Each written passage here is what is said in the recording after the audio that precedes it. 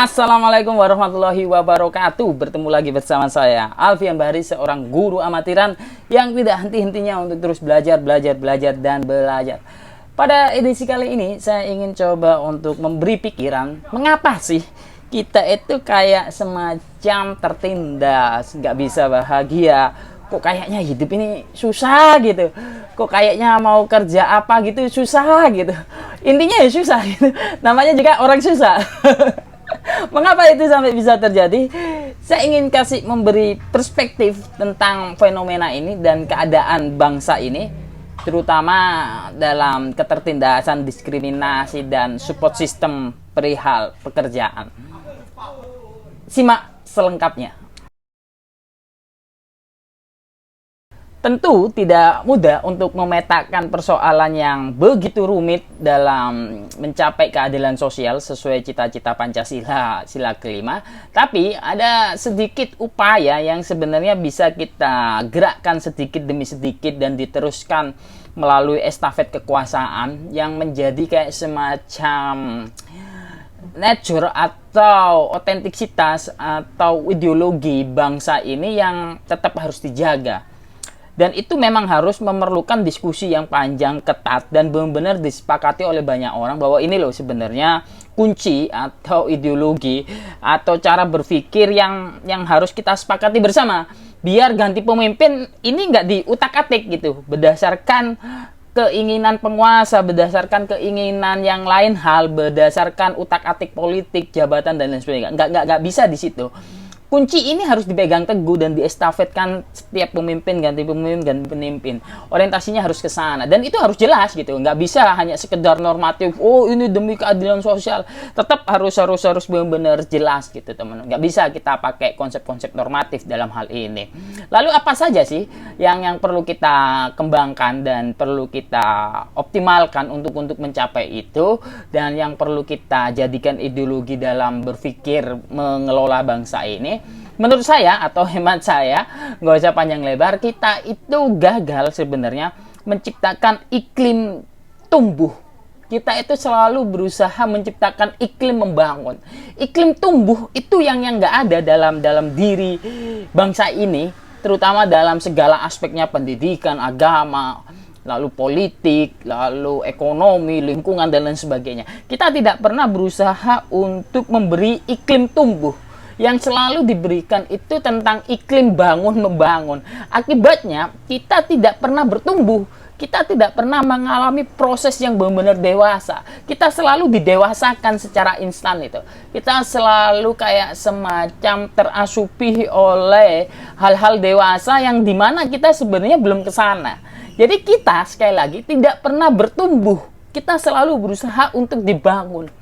Membangun ini, membangun itu. Kita tidak bergerak dalam keadaan yang otentik. Itu yang hilang dalam mencapai keadilan sosial. Rasakan saja, kita itu seperti kayak sedang diinstankan oleh keadaan. Itu sebabnya keadaannya benar-benar instan.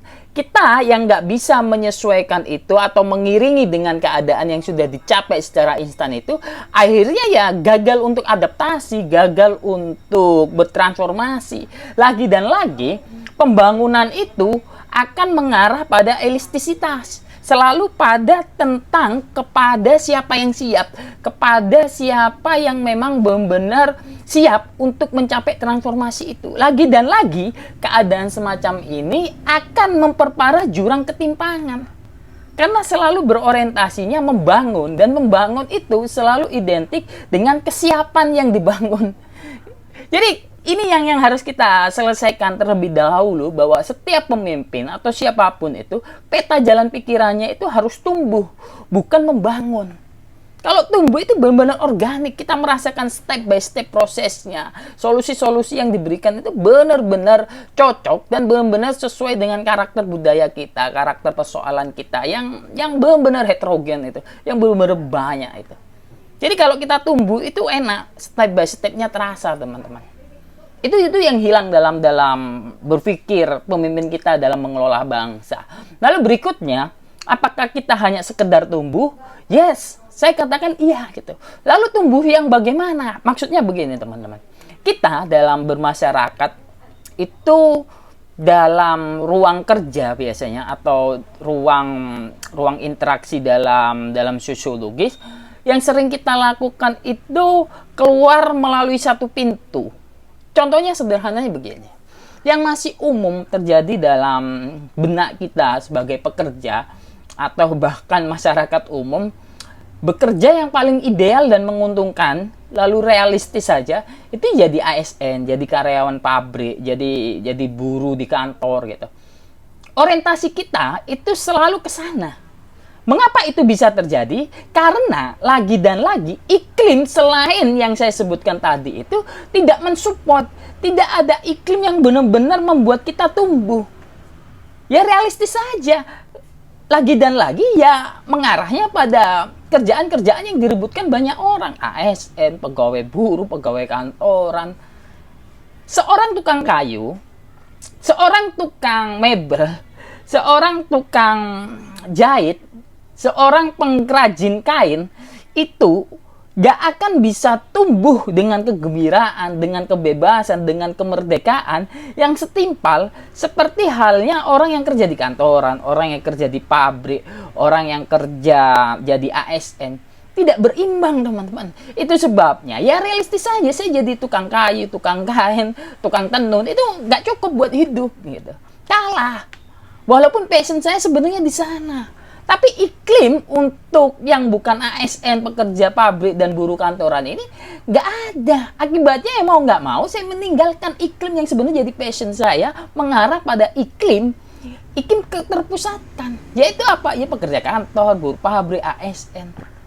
Ketika pintu masuk atau pintu keluarnya itu sudah mengerucut ke satu subjek, kita sebagai bangsa akan menjadi individualistik, akan tidak pernah berusaha untuk mandiri, hidup di kaki kita sendiri berdasarkan pilihan kemerdekaan kita. Kita akan sikut-sikutan. Karena apa? Ya pintu keluarnya satu. Jadi orang atau profesi yang bisa berbahagia selain ASN, buruh pabrik dan karyawan dan sebagainya itu nggak bisa menjamin hidup kita. Orang tukang kayu itu ya kolaps duluan. Tidak benar-benar merasakan kemerdekaan dalam bertransformasi, dalam menjalani hidup. Kita lagi dan lagi selalu dikerucutkan pada satu pintu keluar. Jadi tidak heran kalau kalian itu merasa hidup ini berat sekali ya, kok banyak sekali saingannya ya, kok kayak gini banget hidupnya gitu. Cari kerjaan aja begitu susah, nggak punya orang dalam dan lain sebagainya.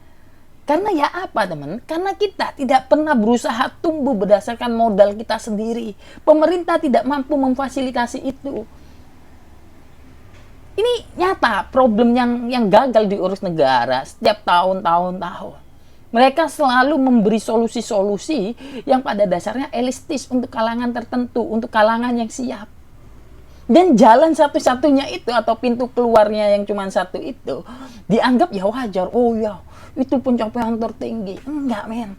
Keberagaman tidak di situ. Keberagaman itu ketika semua orang sudah benar-benar mencapai titik terbaiknya berdasarkan pilihannya sendiri dengan damai, dengan sejahtera dan dengan setimpal seperti halnya yang lain-lainnya gitu. Itu keberagaman. Itulah aset terbaik bangsa ini sebenarnya. Ada perbedaan di situ, ada keanekaragaman. Tapi pemerintah gagal mengelolanya. Dia hanya mampu memberi satu keluar pintu gitu. Agar kita mau nggak mau ya lewat sana. Seorang petani itu anaknya nggak mau jadi petani. Seorang nelayan nggak mau jadi nelayan. Tukang mebel anaknya nggak mau lanjut jadi tukang mebel. Karena tahu tidak ada prestis di situ. Hidup juga sulit kalau mengembangkan di situ. Kalau modalnya pas-pasan juga nggak bisa terlalu survive. Banyak sekali persoalannya yang benar-benar lebih banyak dan lebih menumpuk dan bahkan berpotensi gagal ketimbang kalian jadi buruh, ASN, karyawan pabrik. Ya realistis saja, kesana saja pada akhirnya. Itu yang menjadi tantangan kita dalam membangun sebuah bangsa, dalam menumbuhkan sebuah bangsa. Bukan membangun, dalam menumbuhkan sebuah bangsa. Jadi semua orang walaupun dalam keterbatasannya benar-benar bisa tumbuh gitu. Pemerintah gagal melihat itu. Lalu solusi konkretnya apa, Bang? Setiap sektor saya selalu berharap fokuslah pada yang kurang. Lihatlah orang-orang yang kurang, lihatlah orang-orang yang susah, lihatlah orang-orang yang sebenarnya butuh dukungan ketimbang butuh motivasi itu. Cari orang-orang yang semacam itu.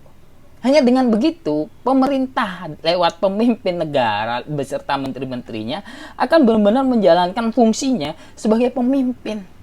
Gap yang kita capai akan benar-benar semakin mengecil, teman-teman, antara si kaya dan yang si miskin ini benar-benar mengecil gitu.